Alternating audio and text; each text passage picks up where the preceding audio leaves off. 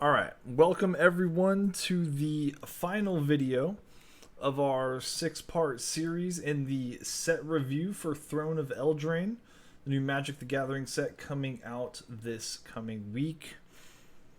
We are on the last set here, which is going to be our multicolored cards that I know everyone's excited about, and our artifacts. So, let's not waste any time. Let's dive right in. This has taken way too long, and I blame Comcast for shutting it down last night. Alright, that aside, let's dive into Dance of the Mons. Looks like a Beauty and the Beast thing going on here. Alright, this is a white-blue X spell, sorcery. Return up to X target artifact and or non-aura enchantment cards, each with converted mana cost X or less, from your graveyard to the battlefield. If X is 6 or more, those permanents are 4/4 creatures in addition to their types. So, let's look at this. This may not be super impactful right now. Okay, it's very logical that it's not going to be super impactful right now. Keep in mind, if I'm not mistaken, we are going back to Theros, I believe, next expansion or next set. So that card could be absolutely absurd. Absolutely absurd when we go back to Theros with all the enchantments. Now, right now, I don't think this has a huge home. I think someone will try to make like an enchantment deck or, some kind of a removal deck with Planar Cleansing, but that I never like that because they get all their stuff back and then you have to deal with it all again. I mean, I don't know how someone's going to try to make this work. I'm sure someone will try. I just don't know that you can do that because you're essentially waiting till at least turn 8 in blue-white and just getting artifacts and enchantments back. That's going to be so rough to do. I don't know about this card. I think it's really risky. I think in Standard, as of this moment, it's not playable. But, that being said, keep an eye on this card when we go to Theros. I think it's going to be huge. I think it'll also see some potential play in other formats, but definitely not Standard right now. I say that right now with Theros on the horizon. Alright. Doom Foretold, 2 a black and a white for an enchantment.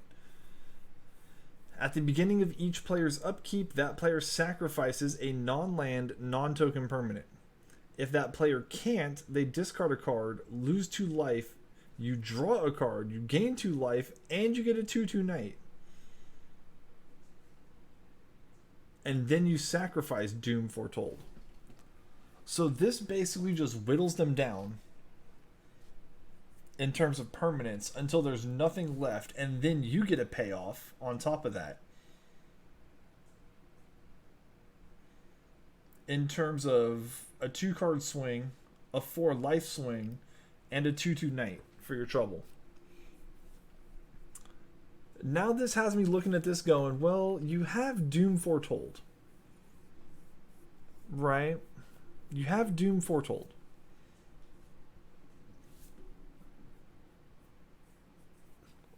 This card's pretty good. In my opinion, it's pretty good. Because let's say... Wait. Does that say at the beginning of each player's upkeep, that player sacrifices a non-land?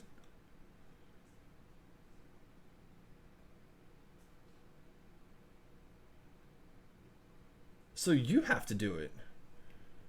Right? That's you, too.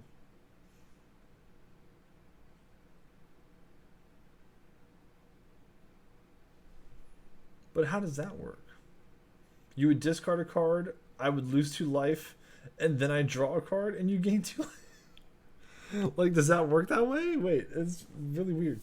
Okay, but let's just assume that you can do something like this with Oath of Kaya on 3, Doom Foretold on 4, and then have Dance of the Mons in some kind of weird Esper enchantment control style deck.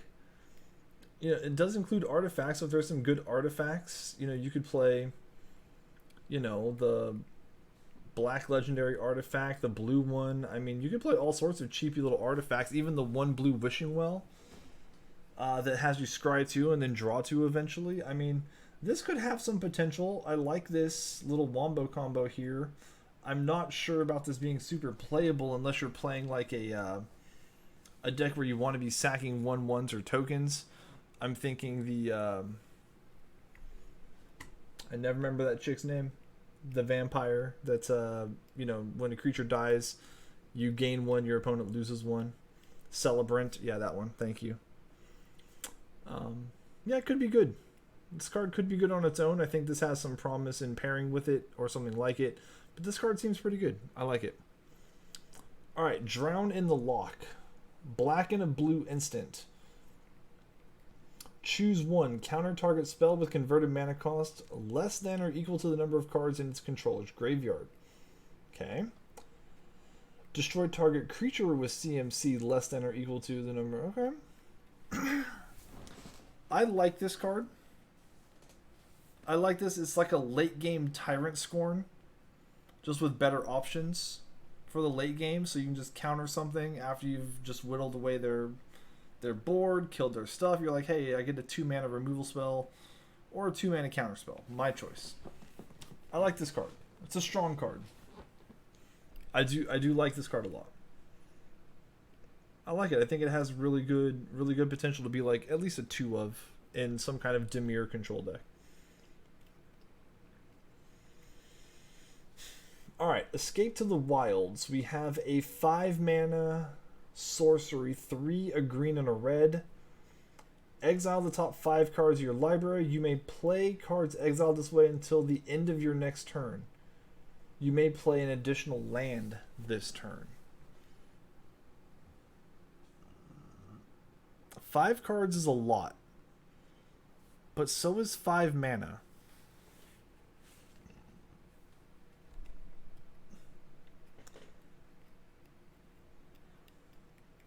I don't know that I like this card. It doesn't say without paying their mana cost, so you're restricted by your mana, obviously. If you're tapping out to play that on 5, let's say you have the additional land at 6. Okay, cool. So you have 6, maybe 7 mana to play 5 cards in Gruul colors.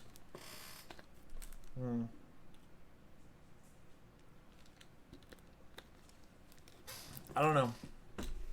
I'm thinking maybe this might be part of like a Teamer Reclamation deck. That I could see. Teamer Reclamation playing this thing with like Expansion Explosion. But yeah. That's kind of the only... I think this has to go in like some kind of Teamer Reclamation deck. I don't think it's playable in Gruul, obviously, but I think Teamer Reclamation could pull it off with some kind of, you know, weird instant damage spell heavy deck like that. Alright. Feyburrow Elder. 1 a green and a white for a tree folk druid. Has vigilance. It gets +1/+1 for each color among permanents you control.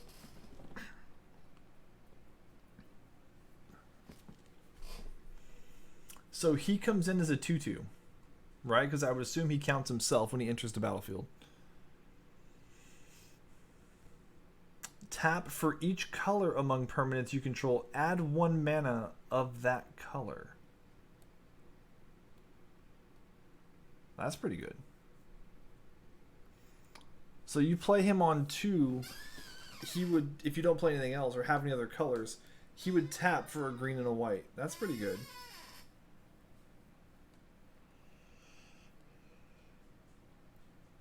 That could be interesting. I like that card. I like that card. Especially in Bant, you could just play it as a 3/3. You could play down like Teferi followed by Feyburrow Elder. Right? Or probably the other way around. Play Feyburrow Elder as a 2/2. Play Teferi on 3.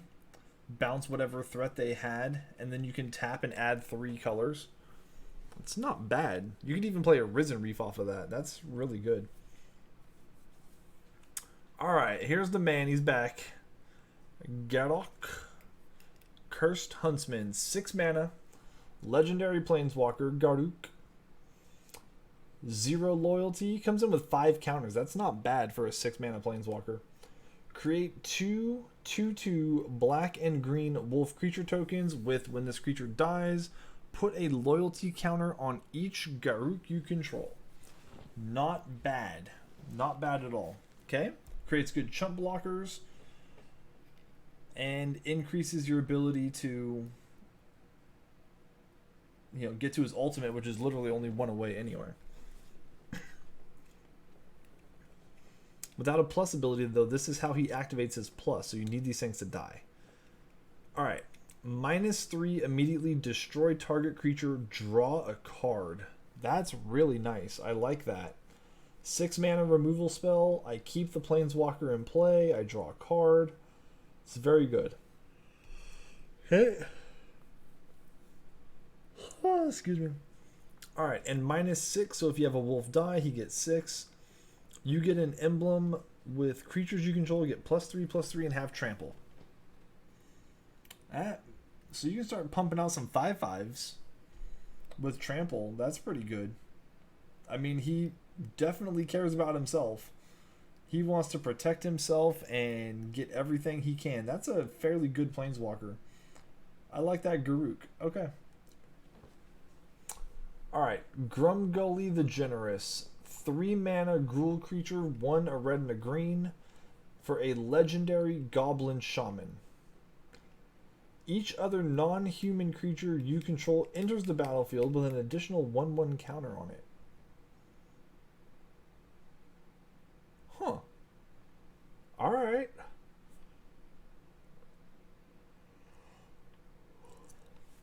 So this actually works. This actually does kind of fit in with like Chandra Tribal almost, right? Because it does actually count elementals. It doesn't say non-human, or it doesn't say non-token non-human. So like the Chandra tokens that come in, they're 2/2s. Risen Reef gets come in as a 2/2. You know, I mean, these things... That Cloudkin Seer comes in as a 3/2 flyer. That's really strong. This card's not bad. I like this card. Especially in Limited. This card's really good in Limited. But I think in Standard, it could see some play in some mid-range decks. It's really good. Alright. Improbable Alliance. Red and a blue enchantment.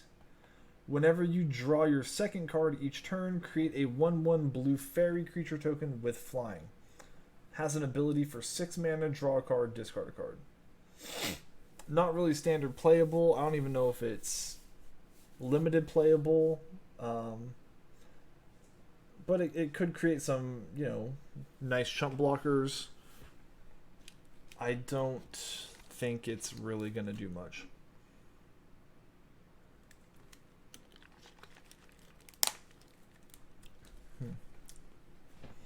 Alright. Inspiring Veteran. Red and a white for a human knight. Other knights you control get +1/+1. Well, there's your Night Lord. That's pretty good. Just a straight Night Lord. Alright. Red and a white. Boros Knights. There's your Lord. Fun times. Alright. Here we go. Lockmare Serpent. 4, a black and a blue. 6 mana, 7/7. Sign me up. I don't care what it does. Alright, it has flash. Sounds good already. Sack an island. Lockmare Serpent can't be blocked this turn. Alright, sack a swamp. You gain 1 life and draw a card. Okay. Black and a blue. Exile 5 target cards from an opponent's graveyard. Return the serpent from your graveyard to your hand. Activate only at a time you do a sorcery.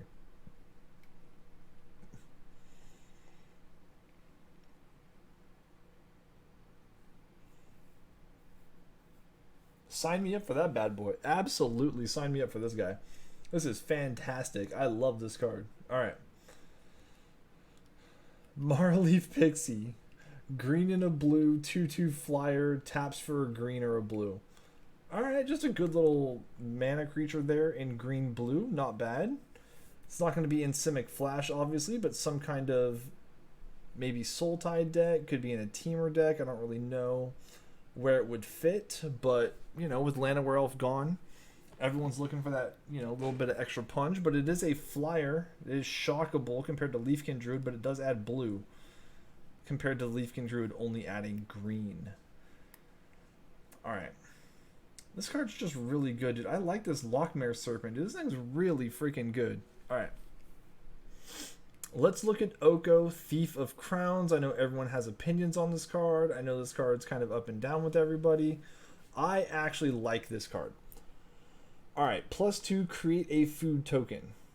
Okay, we've already talked about it earlier, but I want to abuse this card with Gilded Goose. I think that's everyone's primary thought process.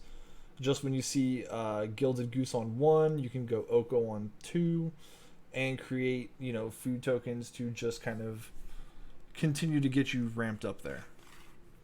Alright, let's check out the +1 ability. Target artifact or creature loses all abilities and becomes a green elk creature with base power and toughness 3/3.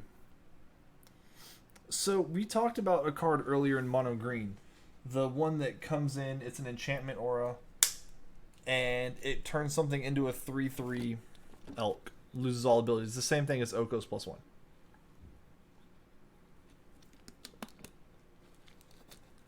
What I did not consider was playing a straight Sultai deck and playing Witch's Vengeance, naming elk, and using Oko and that enchantment to kind of just control the board with creatures I don't want to deal with. And then killing them all with the -3/-3 for that creature type. That's actually really good. Okay. Exchange control of target artifact or creature you control and target creature and opponent controls with power 3 or less. Okay. It's an interesting, you know, ultimate. I think it could be good, but I think it's going to have its limited uses. Obviously, it does have some restrictions in terms of the power 3 or less, but you can swap elk creatures for something relevant. I think Oko's primarily going to be a food generator and a dismantler of creatures like Kefnet. I really think that's what it's going to be. But we'll see how it goes. I really like this card, though. I think this with Gilded Goose is going to be off the charts good. We'll see. Alright. Outlaws Merriment. 1 a red and 2 white for an enchantment of the mythic variety.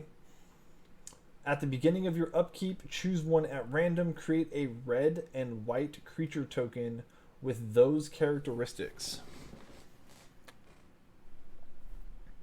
A 3/1 human warrior with trample haste. A 2/1 human cleric with lifelink and haste. A 1/2 human rogue with haste, and when this creature enters the battlefield, does 1 damage to any target.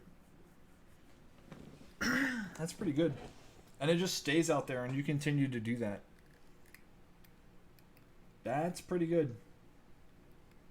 Alright. Is it bad that I want to save this card till last? Kind of do. Alright, let's just do it now. Alright. So here we have the Royal Scions. 1 a blue and a red for legendary planeswalker Will Rowan. Okay, +1, draw a card, discard a card. Pretty good. +1, target creature gets +2/+0 and gains first strike and trample until end of turn. Very good. Draw 4 cards. When you do, the Royal Scions deal damage to any target equal to the number of cards in your hand. Very, very strong. Now, I'm going to point out a couple of things here. This +1 ability activates all of those draw your second card a turn activations that we've seen on a lot of the creatures in these colors, particularly blue. This triggers that second card draw. So you get the +1/+1 counter, the pump, whatever it was. Okay.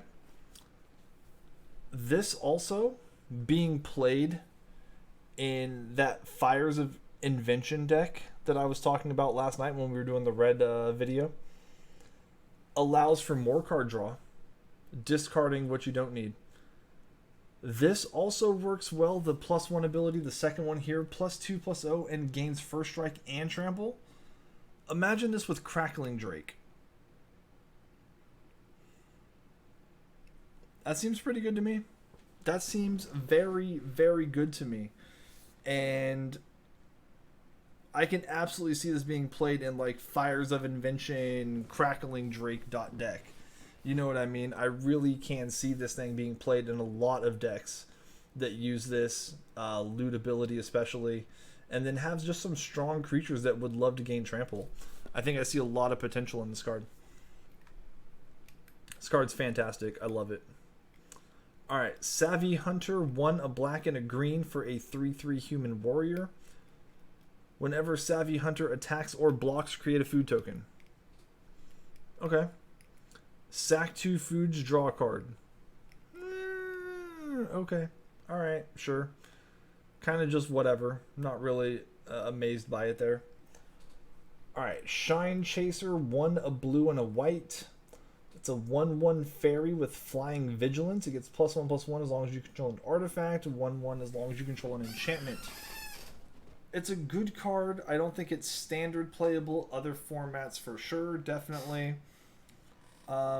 Think it might be sticking around if we go to Theros, and there are some good of the Theros enchantments. It'll be a good early play there. But for 3 mana, maxing out at a 3/3, even with Empyrean Eagle, it's a 4/4. I don't think it's good enough. All right, Steel Claw Lance, a red and a black. Equip. Creature gets +2/+2. Equipped to a knight is 1. Equipped to any other creature is 3. Could be good for knights, obviously, but yeah, that thing could be really good. Could be really, really good. I don't want to see it. I don't want to deal with it, but it could be good. Alright, Stormfist Crusader. We got a red and a black human knight with menace. Okay. At the beginning of your upkeep, each player draws a card and loses a life. Interesting. Interesting. I'm not a huge fan of giving my opponents cards, but nor do I want a black-red deck drawing more cards as it is. I don't need them filling back up on gas. So this card's going to have to get dealt with. Sadly for them, it's the same cost as Dreadhorde Butcher, so that's going to make things a little tight in their deck, but I think this is a good card. It's going to keep them, drawing threats and continue to put pressure on when you hope they would run out of gas after like an AoE removal of some kind. Alright, Wander Mare, 1 a green and a white. It's a horse. It's a 3/3. Whenever you cast a creature spell that has an adventure, put a 1/1 counter on Wander Mare. We talked about this earlier with the 1/1 Innkeeper for green. I don't feel like there's enough relevant adventure creature cards to really make this a thing, even though this creature does what we wanted the Innkeeper to do, which was grow with each actual playing instead of drawing the card. More like a Pelt Keeper, just continue to grow in size with each one that you play. This card does that very well. Sadly, it misses out on a lot of the good adventure creatures, which are below or equal to that cost. So, that's fine. Alright. Wintermoor Commander. We got a black-white human knight with Death Touch. Toughness is equal to the number of knights you control. When he attacks, another knight you control gains indestructible until end of turn. Alright, so this can be a 2-mana 2/1 with Death Touch. We have better options than that in knights already. I'm just not a huge fan of this card. I mean, I'm sure it will go into a knight-themed deck, mainly because it gives another knight indestructible. But I don't think this is going to be a thing. I just don't see it. All right, Arcanist Owl. We got the hybrid cards at this point. So this is Azorius Hybrid, blue-white. When it enters the battlefield, look at the top 4 cards of your library. You may reveal an artifact or enchantment card from among them, put them under your hand. The rest of the bottom in any order. I feel like this is going to be really good when Theros comes in. I don't think it's going to be good enough until then. Just plain and simple, it's a 4-mana 3/3 flyer. I don't think it's good enough, and there's not really much to say about it. Alright. Covetous Urge. 4-mana Dimir hybrid. So black-blue. Sorcery. Target opponent reveals their hand. You choose a non-land card from that player's graveyard or hand and exile it. You may cast that card for as long as it remains exiled, and you may spend mana as though it were any mana color to pay for it.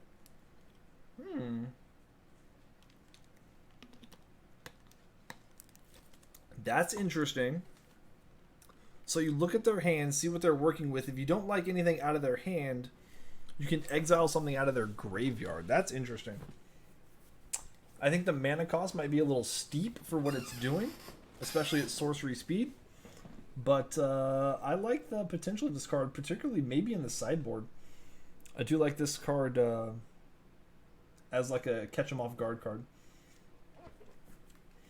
Alright, Deathless Knight. We got Golgari here, black-green. Again, the 4 mana. Skeleton Knight has haste as a 4/2. When you gain life for the first time each turn, return Deathless Knight from your graveyard to your hand. Okay, an interesting recursion activation there on lifelink with Knights. I mean, it is possible. I don't know that this is very good. It's a 4/2, so it's going to die quite often, which means it goes back to your hand, which means you're spending another 4 mana to play it. I don't think this card's strong enough to matter, but, you know, we've been wrong before. And before, I mean all the time. So, but again, we'll see. Alright, Elite Headhunter. We got a Rakdos 4 cost here, Human Knight with Menace, and it has an activation ability of 3, either black or red. Sacrifice another creature or an artifact. It deals 2 damage to target creature or planeswalker. That's going to be pretty good. So you get this with the 3-mana or the 3/3 that when you sack it deals a damage somewhere. When you sack a permanent.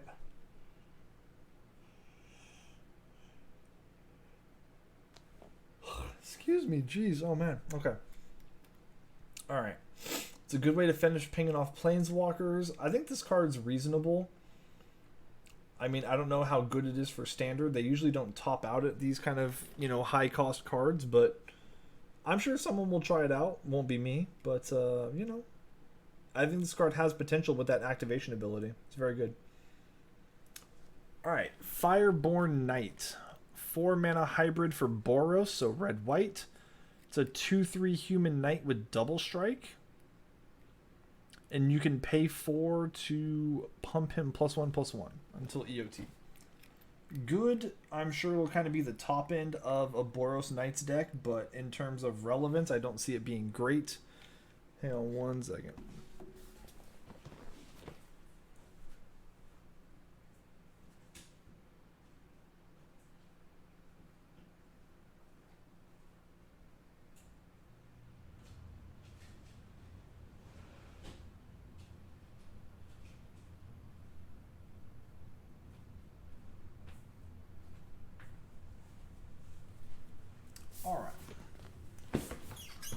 Sorry about that. We had a brief interruption.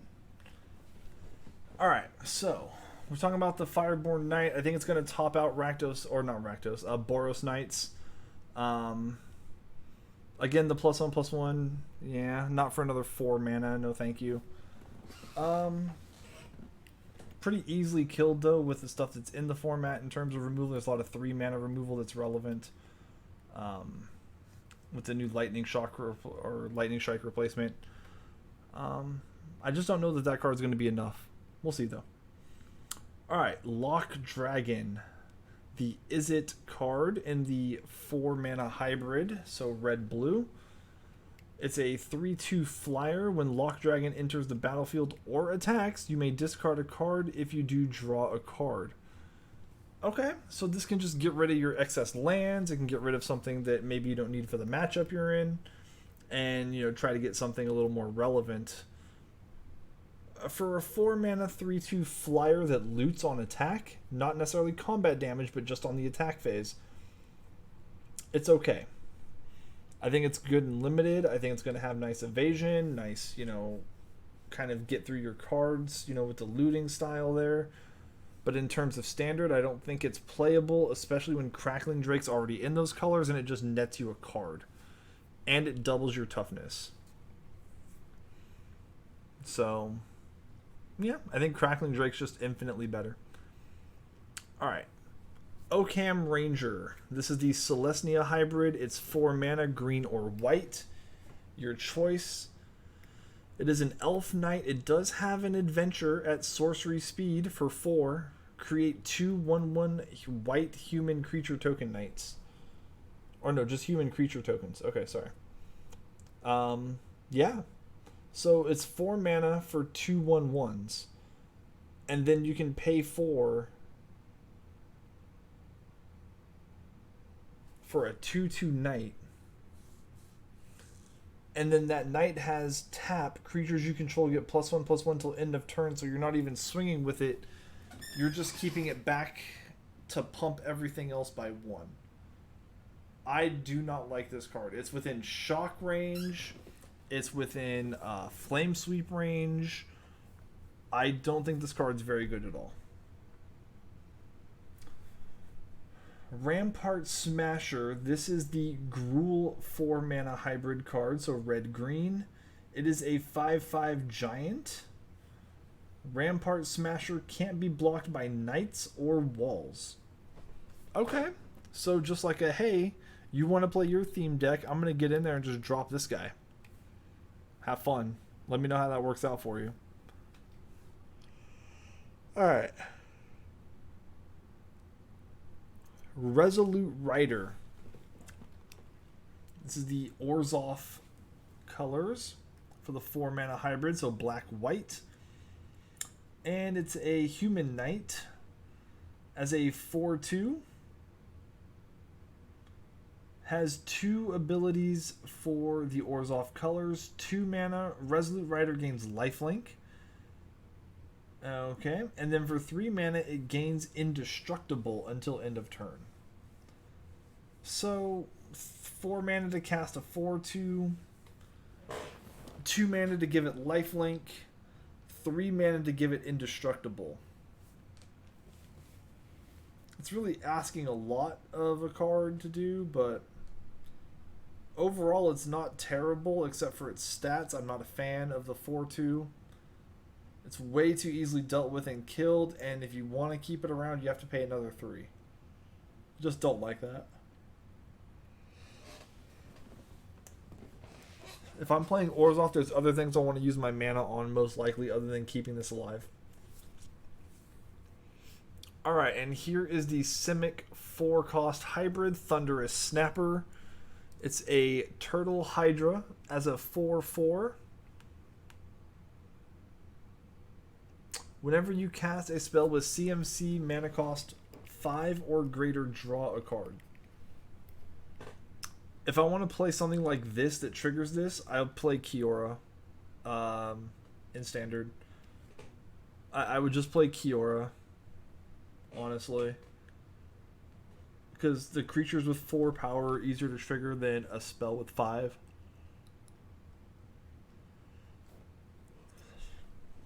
I just don't think that's worth it. Has no evasion, no protection, no nothing. It's just not worth it. Alright, here we go into the artifacts. Last of the set here.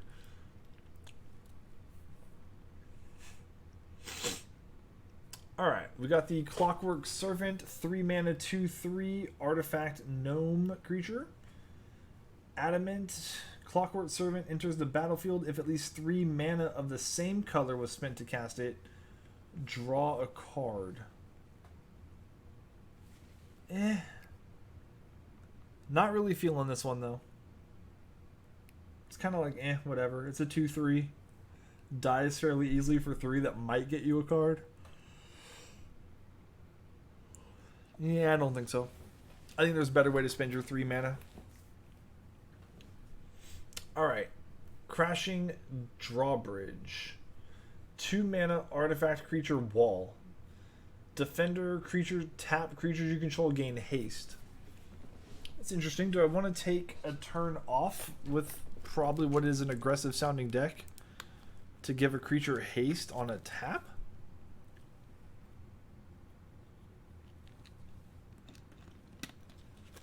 I don't know. It's doubtful, but it's a 0/4 wall against like mono red. It's pretty good. Alright.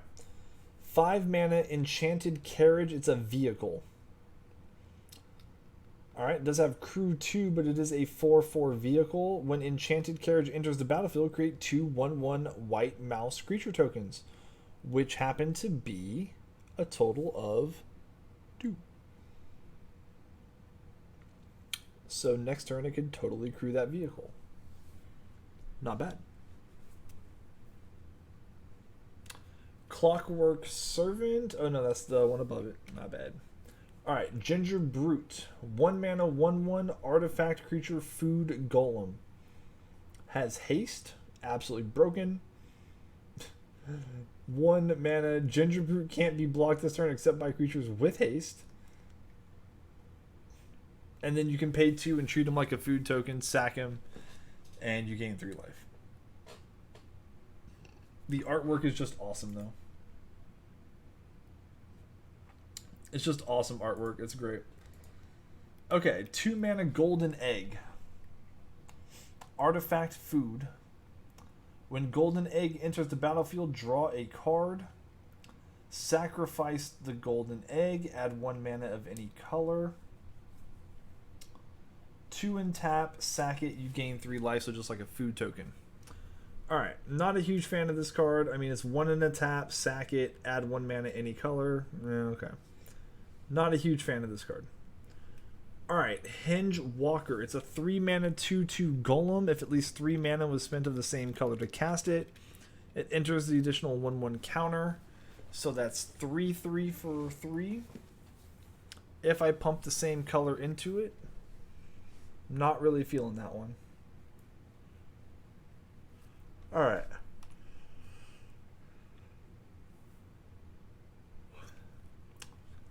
Heraldic Banner. It's a 3 mana banner. Choose a color. Creatures you control of the chosen color get +1/+0, and it taps to add a mana of the chosen color. Oh boy. Alright. We've already seen people playing with this in the standard 2020 format. It's just kind of getting used in vampires. I'm assuming it'll get used in knights, etc. Personally, I'm not a fan of the card because I don't play those aggressive style decks, but I'm sure it'll have some relevance on pretty much everything in the format.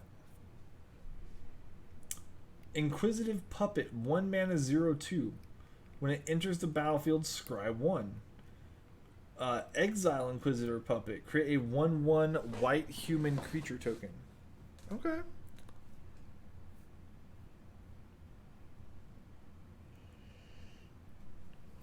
Interesting. Interesting.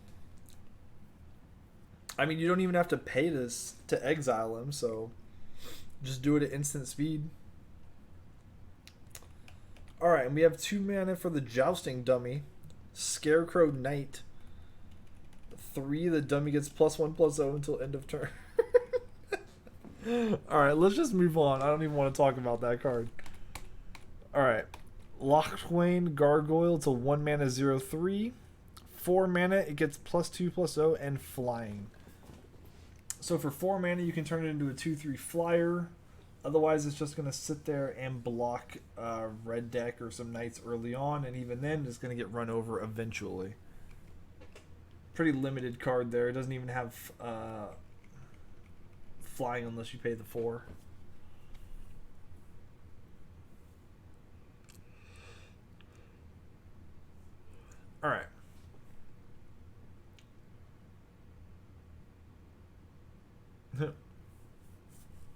Alright, Lucky Clover. 2 mana artifact. Whenever you cast an adventure, instant, or sorcery spell, copy it. You may choose new targets for the copy. I'm sure someone will try to use and abuse this. I haven't seen anything that I would really want to take the time away from a deck to actually do this with. But, you know, I'm sure someone will. So, alright. Prophet of the Peak. 6 mana, 5/5. It's a cat. We love it. When Prophet of the Peak enters the battlefield, scry 2. Not very strong for a 6 mana card. Again, we talked about this earlier. 6 mana. I want immediate impact. I want broken abilities. You know, I want my opponent to just fear that thing being in play. This does not instill one bit of fear. In fact, I laugh at my opponent who plays this on 6. Alright, Roving Keep. 7 mana, 5/7 defender. 7 mana, Roving Keep gets +2/+0 and gains trample. And it can attack as though it didn't have defender. Okay. I don't see this being very good, but I mean, if you want to put all your eggs into a wall basket, sure. I just don't see this being good outside limited. In limited, this card's probably busted, right? Just pay 7 for a 7. Pay 7 for a 5/7 defender, and then pay 7 the next turn. Give it +2/+0 and give it trample. Rawr. Alright, Scalding Cauldron is 1 mana artifact. 3 and tap, sacrifice it. It deals 3 damage to target creature. We've seen something like that before in plenty of sets, so I'm not going to waste a lot of time on it there. Very good and limited, though. Pick that up. Alright, Shambling Suit is 3 mana for a star 3 artifact creature. Its power is equal to the number of artifacts and or enchantments you control. Okay. Again, keep an eye out on that card for the next set. I don't think it's going to be great right now. Signpost Scarecrow. 4 mana, 2/4. Does have vigilance, and it has pay 2, add 1 mana of any color. Don't want to do that. That's not very good. Alright, Sorcerer's Broom. 2 mana for an artifact creature. 2/1. Whenever you sacrifice another permanent, you may pay 3. If you do, create a token that's a copy of Sorcerer's Broom. I'm just not a fan of this card. I mean, you can have a bunch of 2/1s, I guess, if you keep paying 3 over and over again. I'm good. I'm good.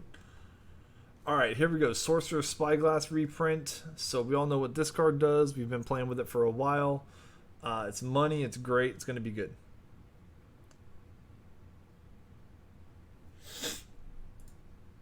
Why is there a snake in the set? Damn it. I don't like snakes. Alright. Spinning Wheel. 3 mana artifact. Tap, add 1 mana of any color. For 5 and tap, you can tap a target creature. It's not terrible.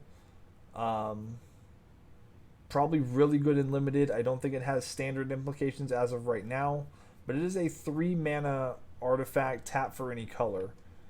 And it has an upside of pay 5 of any color, tap it, tap target creature. It could be good. It could be pretty good. Alright, let's look at this stupid thing. This is an artifact creature snake. It's an X spell. Reach, trample, and pro multicolored. Alright. Stone Coil Serpent enters the battlefield with X 1/1 counters on it. That's just not bad.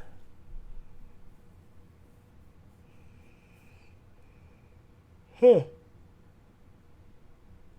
That's really not that bad, actually. It's just however big you want to make it. There's no trickery there, no double X in colors. Just straight pay however much you want to make it. Comes in with that many 1/1 counters, and then it has reach, trample, and pro multicolored. That's pretty good. I like this card. Never thought I would say that about a snake. Alright. Weapon Rack, 4 mana, artifact. Enters the battlefield with 3 1/1 counters on it. Tap, move a 1/1 counter from this onto target creature. At 4 mana, though, I'm not a huge fan, and you can only do it 3 times anyway, so kind of like whatever. Not really feeling that one. Witch's Oven, though, we talked a little bit about this when we did the black video the other night. 1 mana artifact, with tap, sacrifice a creature, create a food token. If it's a large creature, you get 2 food tokens. Alright, we were talking about this with the Cauldron's Familiar, right? The black cat. And with Iara and stuff like Cruel Celebrant, things like that can really just make this kind of trigger multiple times in a turn, right? Because when you sack the Cauldron Cat or the Cauldron Familiar to this, you can sacrifice the food token, get the cat back, and trigger it again, which is great. You know, so there's plenty of things to do with this card. I think that someone will try to tweak it into a Celebrant style deck where they have sack outlets that can create food tokens like that, but definitely worth keeping an eye on this one for. Alright, let's check out the rare lands real fast. I'm not going to go over the lands really for a long time here, but we can do it real fast.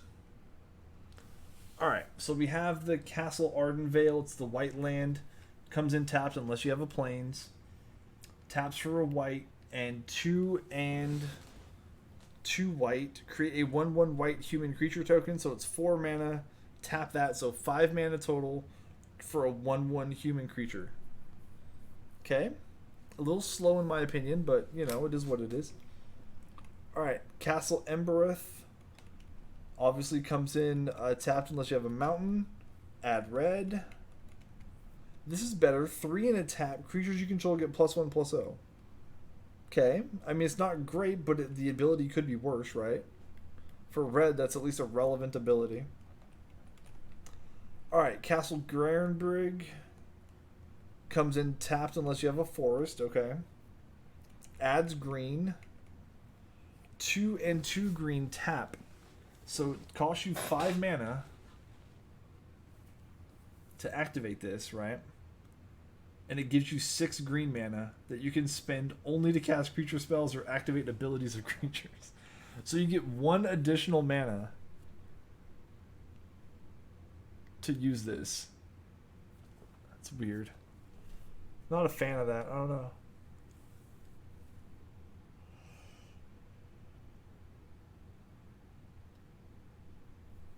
Alright. Castle Locthwain. Enters the battlefield tapped unless you control a swamp. Obviously taps for a black. 2 black and 1 tap. Draw a card. Then you lose life equal to the number of cards in your hand. That's not bad.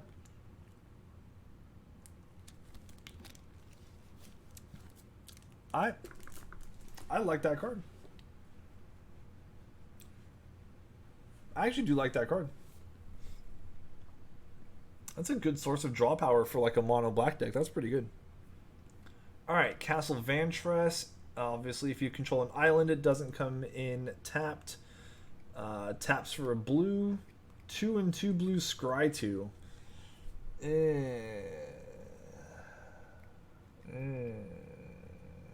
Alright, sure.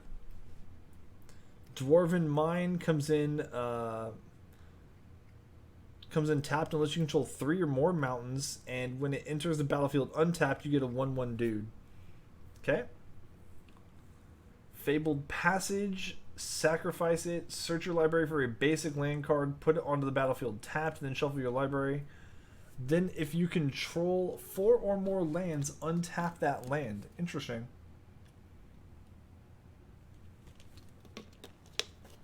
So this is just an upgraded Evolving Wilds. That's not bad. That's not bad at all. It's just an upgraded Evolving Wilds. That can be pretty strong. I do like this card. Alright, Gingerbread Cabin. Tap, add green. When it comes in untapped, if you control 3 or more forests, create a food token. Alright, you have to have 3 or more plains for this to come in untapped. Put a 1/1 counter on target creature. That's not great. Mystic Sanctuary needs islands to come in untapped. If it does come in that way, you may put target instant or sorcery card from your graveyard on top of your library. That's probably the best one by far, right?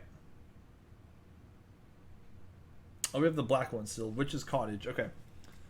3 or more swamps. If it comes in untapped, you may put target creature cards from your graveyard on top of your library. Okay, so the black-blue lands are by far the best of the common cycle lands. So that's interesting. Okay. And then finally we have Tournament Grounds. It's a land, adds colorless, or it creates red, white, or black mana to cast knights or equipment spells only. So, okay. Let's go through here real fast and check out our favorite cards in this section. I really like this snake, actually. I really do. That card's strong. Sorcerer's Spyglass, super good. We know that. Especially with like 500 Planeswalkers running around. Alright, we didn't like any of these cards. Just didn't do it. Nope. Nope. Interesting, fun card there, but not really anything to write home about. This card's very scary to me. I do think that Rakdos is going to love this card. And then clearly probably the 2 best cards or most looking forward to cards here are Oko and the Royal Scions. I think that Lochmere Serpent has huge potential. I think this card's fantastically good. I think that someone will break off Grumgully, because why not? I mean, the card's just silly. Garruk is very strong. I like the protection he provides himself and how when he is protected by his own creature generation, it increases his loyalty. That's very good. I like that design. And then Drown in the Loch wasn't bad. I like this card as a late game card. And yeah, that's about it. That's what I find to be the most strong, or the strongest cards there, the most playable. But I'm really looking forward to these two. And if I had to pick a third, probably this one or the snake, just depending upon what's out there. So, all right, everyone, that's going to do it. Thank you for checking out these videos. If you do want to leave some comments on them, I'd really appreciate it. Let us know what we can do better. If I didn't talk about cards enough, if I talked about cards too much, just so I can get an idea of what people like in these videos. So please do that if you don't mind taking the time, and we'll see everyone hopefully for the next video, and we're going to start enjoying the set come Thursday, so should be fun. Everyone take it easy. Thanks for watching.